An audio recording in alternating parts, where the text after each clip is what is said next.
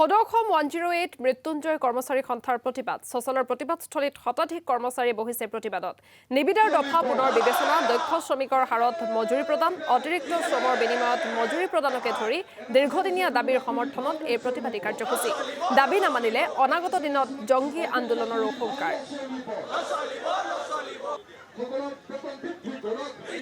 গোটেই অসমৰ 33খন ডিষ্ট্ৰিক্টৰ প্ৰতিখন জিলাই আমি ইয়াত উপস্থিত হৈ আজি ধৰ্ম অৱস্থান কৰিবলৈ উপস্থিত হৈছোঁ।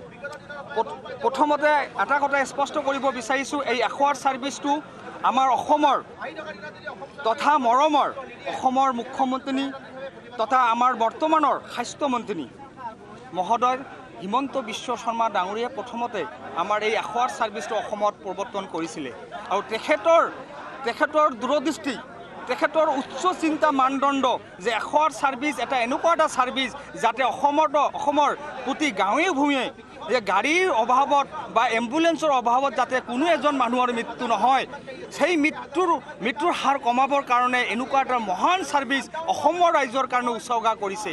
তেখেতে 2008 চনত এই ছাৰ্ভিচটো প্ৰথমবাৰৰ কাৰণে অসমত অনুষ্ঠিত আনিছিলে।